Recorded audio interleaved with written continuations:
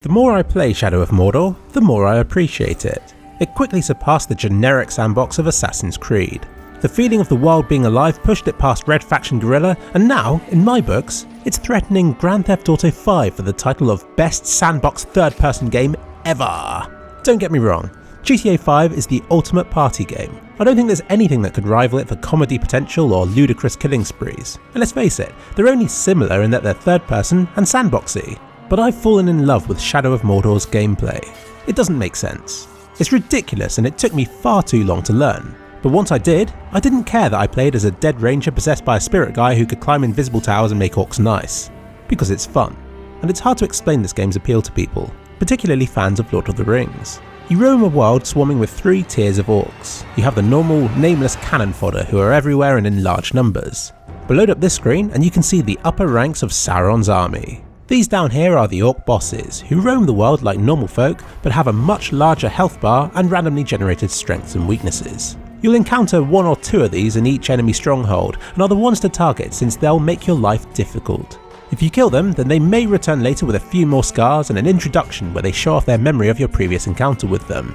And if they kill you, they get promoted and become tougher to beat in your next encounter.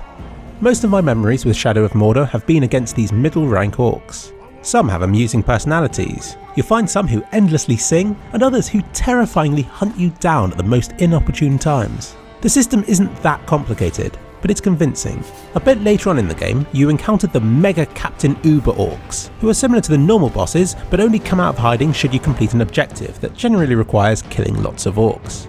This takes some time, which is just as well since there are only 5 of them at any one time in each of the 2 realms of Middle-earth. But when I started this game, I didn't care about all this. In fact, my first impressions weren't positive. I saw it as a small and generic world where I fought alone against endlessly spawning enemies. I saw it as a missed opportunity since it bore little in common with the Middle-earth that I knew and loved. Combat had that frustrating feel where you take the time to set up the perfect assassination of a boss orc, but miss your chance, get seen, and are then punished by endless hordes of orcs swarming your position. Worse still, another boss orc might join the fight, making it next to impossible to win early on in the game. At one point I was up against 2 bosses at once, one who endlessly regenerated health, and another with a metal shield who would only let me attack him once at a time. I had no idea what to do since targeting one would let the other attack me. When I first started the game, I had a lot of memories like this, where I was close to giving up because I couldn't see a way to progress. And if any of you are in the same situation, don't worry. Try to ambush them when they're on their own, or simply carry on with the storyline. But remember their names. One day, you'll show them who's boss. Perhaps make them your bitch, just to be sure. And then shank them. Repeatedly. It doesn't sound feasible now, but just you wait. For this game has a brilliant sense of progression. By the end of the campaign, you're a raging badass. Middle-earth becomes your playground, and it feels as though you're a smurf in a game full of silvers as you toy with orc captains as though they're lowly mud crabs. And yet the brilliant thing is, you don't feel that your character has become more powerful, but that you yourself have become a pro at the game, able to take on anything and everything. It's an amazing feeling. I even had to start the game again just to see if this was the case. And within 5 minutes, I got destroyed by an orc captain who endlessly summoned legions of orcs to help him. I had to run away and lick my wounds. So it turns out that your upgrades do help. You get finishing moves, more health, more arrows and so on, but the majority of what matters is your ability to judge the situation. It becomes second nature to jump between stealth and all-out swordplay. You learn to forecast how the battles will play out, allowing you to target the most dangerous enemies first. Even after about 40 hours of gameplay, I'm still mastering the combat, discovering small advantages by playing in a particular way, like luring enemies away from the packs that I have time to execute them before returning to the fray. It's not just a brainless button-mashing massacre, though there is that as well. And then, halfway through, the game tips everything on its head and becomes a billion times more fun. It lets you make orcs nice and friendly. Try justifying that gameplay mechanic to people who haven't played the game. And yet, once again, I don't care if it doesn't make sense because it's one of the most enjoyable features in any game ever.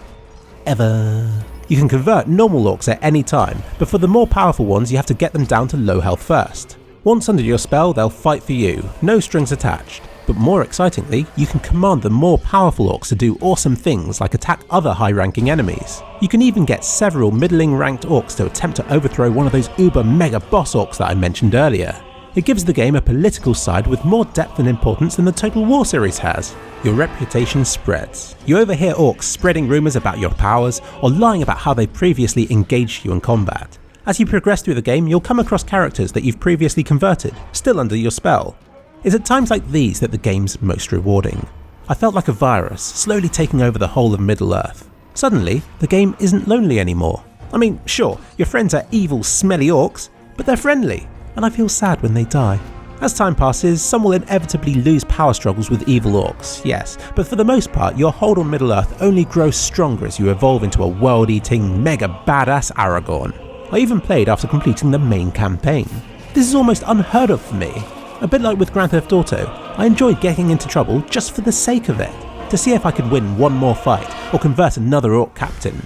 I normally look at those tacked-on submissions and think, screw that, but with Shadow of Mordor, I don't care since it's an excuse to play this game more. I even set myself additional goals, like making every powerful orc friendly, or staging fights between orcs and powerful Caragor beasts, which are always a terrifying foe to fight in close combat. There are almost too many things to do. I don't think I bothered touching my throwing knives or the overpowered push feature. Some moves become obsolete as you find more powerful and efficient ways of killing or converting enemies. The world would fail safety inspections in an instant, since they're always full of hives to shoot, grog to poison, cages to unlock and barrels to blow up. There's always something nearby to fire an arrow at to help tip the scales in your favour. It made me feel so resourceful and smart, even if it didn't actually help me. You get the idea. The game's great. Shadow of Mordor feels like a living, breathing world complete with food chain. Sure, it's an endless power struggle between randomly generated enemies, but you'll be too caught up in the moment to care. The beauty of the game isn't that it tries to give your actions meaning, it's that you end up doing this. You can decide which quests and objectives you care about, and you're free to chase them for as long as you want to survive that next battle, beat that next quest or orc captain. The game is a beautifully decorated Lord of the Rings set, and you're the lead character. It doesn't matter that it's staged, since you'll be too engrossed in the action to care. Don't kill me! I would die from that!